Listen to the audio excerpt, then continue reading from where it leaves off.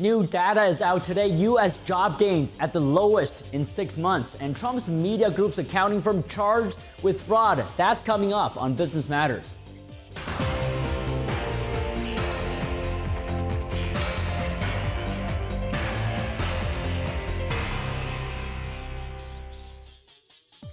And good afternoon. Thank you very much for joining me here today. I'm your host, Don Ma. Starting off with Wall Street here. Stocks surged to a higher close today. And this is coming after a softer than expected employment report. Everything now, it seems like, is about the Fed and all about what the Fed will do. So what happened here is that the weaker report bolstered the case for rate cuts from the U.S. Central Bank. And, markets, as you can see here, really like that. All three major U.S. stocks posted robust gains. The tech-heavy NASDAQ led the pack with an assist from Apple shares following the iPhone maker's record share buyback announcement. Now, first quarter earnings, we've been reporting a lot on that. Earnings season is approaching the final stretch here. Nearly 400 of the companies in the S&P 500 reported already. So now moving on to the job market. Seems like could be cooling off here. The economy added only 175,000 jobs last month, and this is according to data from the Bureau of Labor Statistics today. So this is, of course, much less than economists and their expectations. It is the slowest growth since October. Economists have been anticipating a slowdown in the labor market from the pressure of high interest rates.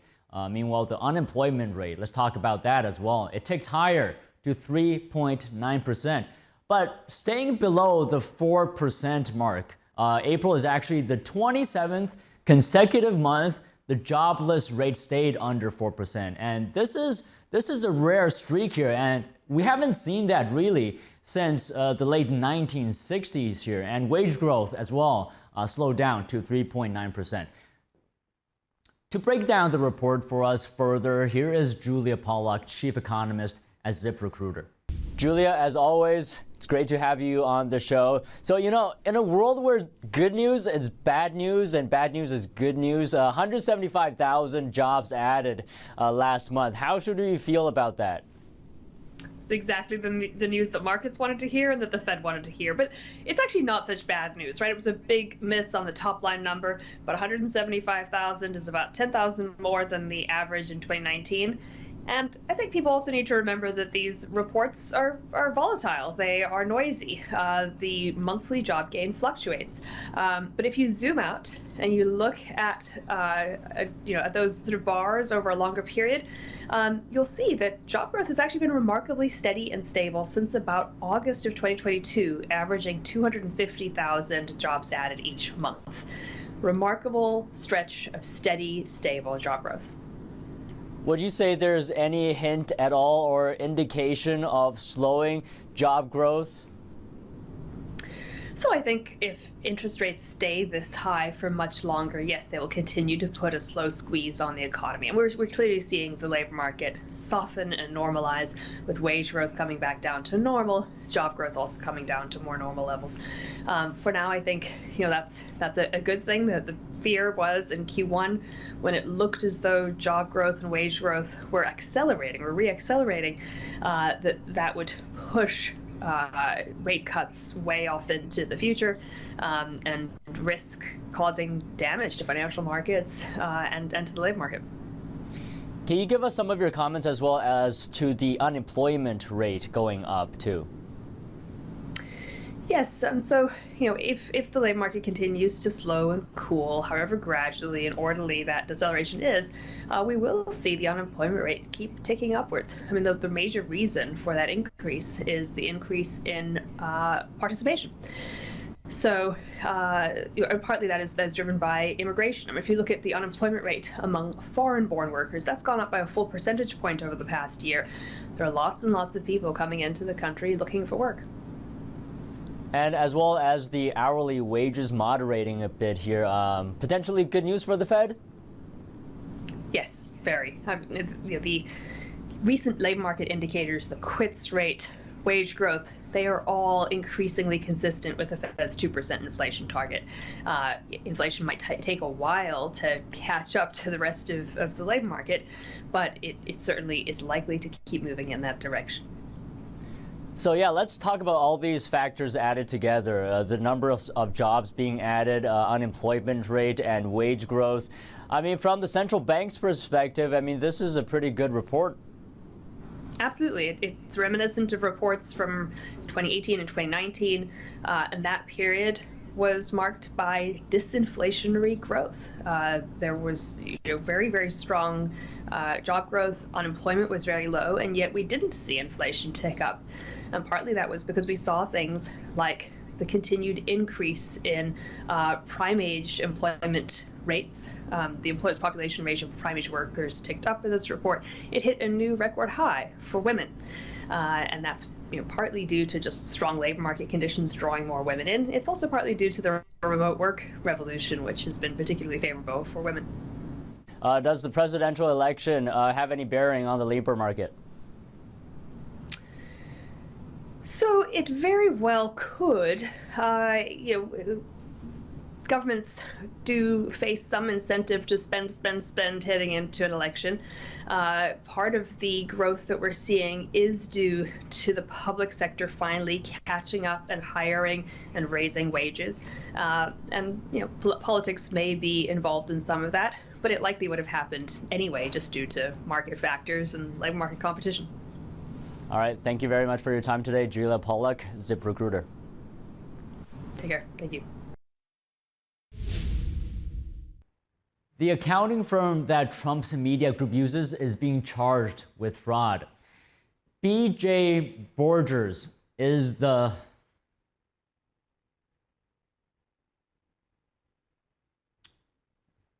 scroll.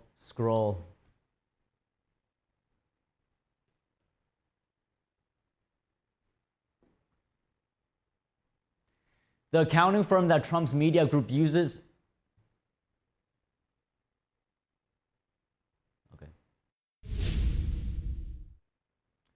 The accounting firm that Trump's media group uses is being charged with fraud. B.F. Borgers is the Trump Media and Technology Group's independent accounting firm, and the Securities and Exchange Commission is alleging massive fraud impacting more than 1,500 filings from January 2021 to June 2023. The SEC didn't allege any wrongdoing against Trump Media and didn't mention the company in the charges. Trump Media is only one among some 350 clients of B.F. Borgers during the time period in question. The SEC accused B.F. Borgers of deliberate and systemic failures, including fabricating audit documentation and falsely representing to clients that its work could comply with accounting standards. B.F. Borgers agreed to pay a $12 million civil penalty, and its owner agreed to pay a $2 million civil penalty. All eyes on Berkshire Hathaway's annual shareholder meeting tomorrow and Warren Buffett taking center stage. Now, this time around, investors will size up his expected successor and get a better sense of how the conglomerate plans to grow and deploy cash. The shareholder meeting is also the first since Charlie Munger, Buffett's longtime friend, business partner, and foil, died in November at age 99. Buffett has largely stopped appearing publicly to discuss the company. He assured investors last November that he felt good, but knew he was, quote, playing in extra innings. Investors are focused on how the conglomerate will grow without overpaying for acquisitions, whether to pay a dividend, and how to deploy a whopping $167 billion of cash. Meanwhile, Apple is facing some growing pains, and it's making a historic move to make it through that. The company has announced a $110 billion share buyback.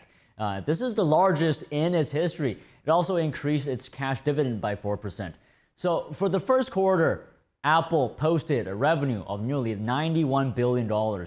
That's down 4% year over year. It's struggling with growth challenges, particularly in China, amid an uncertain economic environment.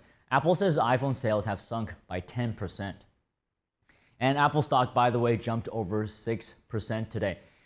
Now, on to Tesla. It seems like it's a battle between Tesla and Tesla.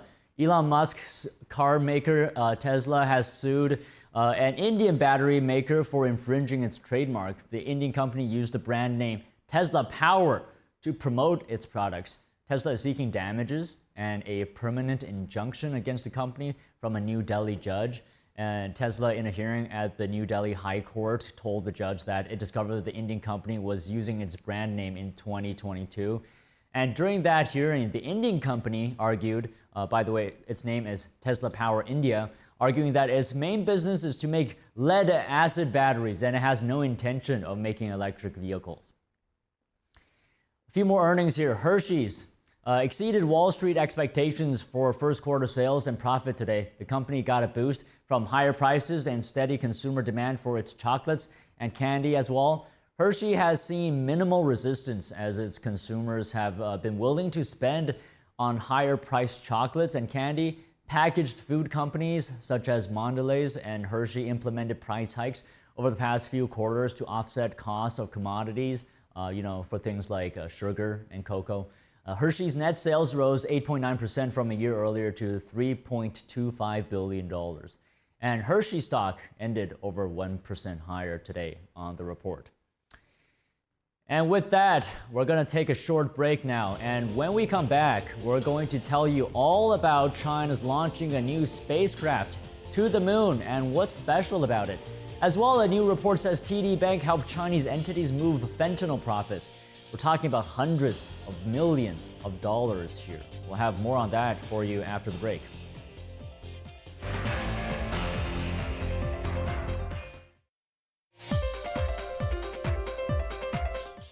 And welcome back. Thank you for staying with us. I have some rapid fire headlines for you. Waiting for a response. Sony Pictures and Apollo Global have yet to receive a response today after submitting a $26 billion bid for Paramount Global earlier this week. And this is according to a person familiar with the matter. Paramount has been having executive deal talks with another potential buyer, Skydance Media. But that period of exclusivity ends today and is unlikely to be extended. The deal has been put off. We're talking about Japan's Nippon Steel today, saying that it has postponed the expected closing of its $14 billion takeover of U.S. Steel by 3 months here. This is after the U.S. Department of Justice requested more files related to the deal, but the company said the deal is still expected to go through.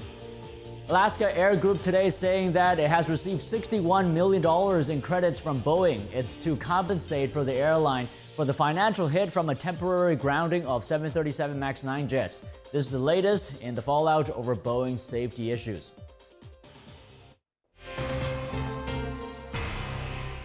All right, some China-related stories, and we're turning now to the space race. It's heating up between the U.S. and China. China today launched a lunar probe. The new move could boost Beijing's efforts to achieve its space ambitions. So China's unmanned mission aims to land on the far side of the moon here for the first time, and with return with samples. So beyond that, scientific instruments from France, Italy, Pakistan, and the European Space Agency are all hitchhiking on China's spacecraft.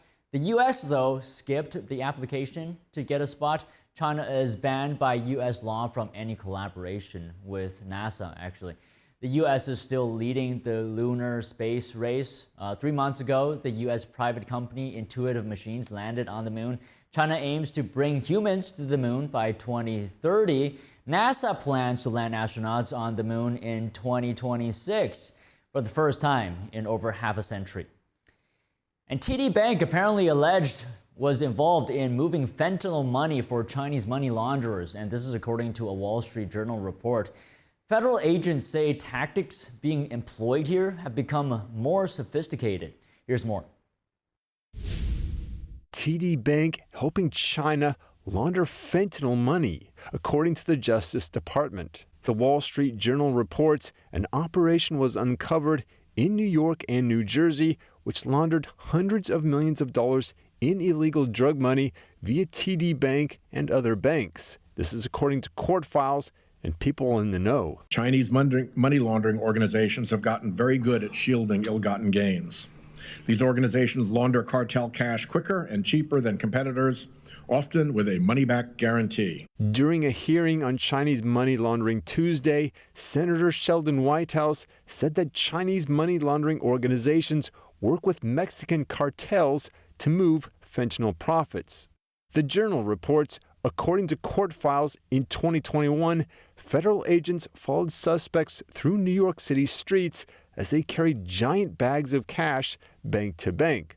On one occasion, they even caught suspects bribing TD employees. They can, make them look the other way when opening bank accounts using fictitious, high-quality Chinese passports. Federal investigator Ricardo Mayoral told lawmakers he's often seen these organizations engaging in bribery, which bypasses traditional detection systems. The other thing that they're using by placing members of the organization within the bank branches is to not only monitor the account, but to control and change the addresses once the bank accounts are open. In the Justice Department probe, the Chinese laundering organization offered $57,000 in bribes to TD employees. This included gift cards.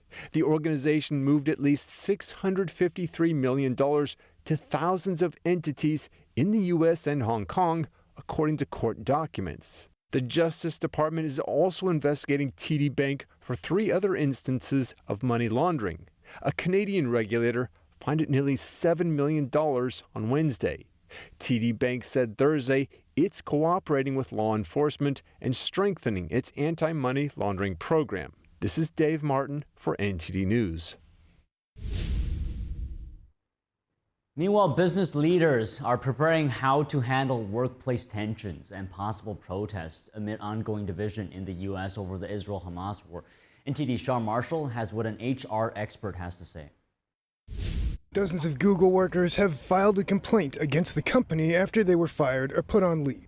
Drop! When I say drop, you say no. This is over their protest against Google about supplying technology to the Israeli government amid the Gaza war. Do you think Google's actions were justified? Should employees be allowed to protest at their place of work? Here's what one HR expert has to say. I fundamentally 1000% agree with Sundar Pichai, said Johnny C. Taylor Jr., President and CEO of Trade Association, SHRM, the world's largest HR association. He said you can't share your feelings by blocking entrances to work. That's not okay. Taking over the president of a division's office, not okay. We are ultimately here as organizations to run a business, Taylor said. So how should leadership work with or address rising tensions in the workplace? Taylor says CEOs can tell employees they can talk about their perspectives, but that yelling at, shaming, or embarrassing colleagues is always unacceptable. Some companies are taking a different approach by screening job candidates with particular criteria. In a post on XApp, formerly Twitter, Tom McClellan, the editor of the McClellan Market Report, said that he will no longer be hiring, quote, any recent graduate of Columbia because that school is so tainted. This comes amid ongoing pro-Palestinian protests at the Ivy League school in New York City. He also said he will not hire future alumni either. Sean Marshall, NTD News. And President Biden is extending Affordable Care Act coverage to include deferred action for childhood arrivals or DACA recipients. In a new federal regulation, the administration is modifying the definition of lawfully present, so thousands of so-called dreamers can get access to certain health care coverage. DACA allows immigrants brought to the U.S. illegally as children to live and work legally in the country. Health and Human Services estimates that 100,000 uninsured DACA recipients will likely take advantage of the new rule. It takes effect November 1st, and this is it's the latest effort by Biden to strengthen DACA as comprehensive immigration reform has stalled in Congress. Personal finance website WalletHub recently conducted a survey about college students' attitudes towards money. Students were asked about everything from how peer pressure has affected their spending to how well their schools are educating them about personal finance. To find out more, I spoke to WalletHub analyst Cassandra Happy. Cassandra, thank you so much for your time this afternoon. So this new survey, I wanted to find more about it. Can you just give us some key highlights here from the findings of the student money survey? Sure. For this survey, we found that nearly half of students feel that their schools aren't adequately educating them about personal finance. And we even asked specifically which financial topics they wish they had learned more about before reaching adulthood. And things like how to do my taxes and how to make a budget top the list this year as far as things that college students wish they would have learned before they reached adulthood. And that's really concerning when you consider how big of a part that is in everyday life. We all have to file our taxes every year, and most of us, if not all of us, should be following a budget. So seeing this disconnect between financial education and college students getting out into the real world is concerning. And another data point that was kind of standing out to me is that some students are saying that their parents' debt are actually impacting them. So my question to you is, what is that debt from their parents? So that debt could be a variety of different financial burdens like mortgage debt, credit card debt, or even student loan debt. Their parents might still be paying back their student loan debt from going to college. And for college students who are just starting out financially, they tend to rely on their parents as co-borrowers and co-signers to start building that credit. So seeing that this is such a concern and that is negatively impacting college students is something that parents should really be mindful coming up on graduation for their children from high school, is just where are your debts at and how might that affect your child as they go out into the real world. And if I may ask, what was the methodology that went into conducting the survey? So we conducted a nationally representative online survey of nearly 210 students, either full-time or part-time students at 2 or 4-year schools. And all of the respondents did have to be 18 years or older. And after we collected all the responses, we normalized the data by gender and income so that the sample would reflect the U.S. demographics. Anything that stood out to you that you would like to bring our viewers' attention to that we didn't mention here?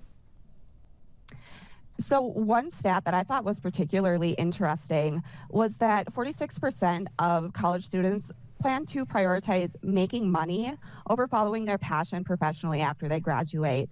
And that can be a little bit of a concern when you consider how challenging the job market can be. There was another study done by ADP that found that individuals who spend most of their time engaged in activities they love are 3.2 times more likely to thrive in their careers.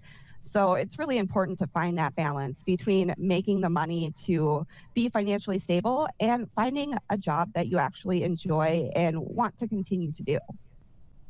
Well, all right, Cassandra Happy from Wallet Hub, thank you very much for sharing your thoughts with us on this survey.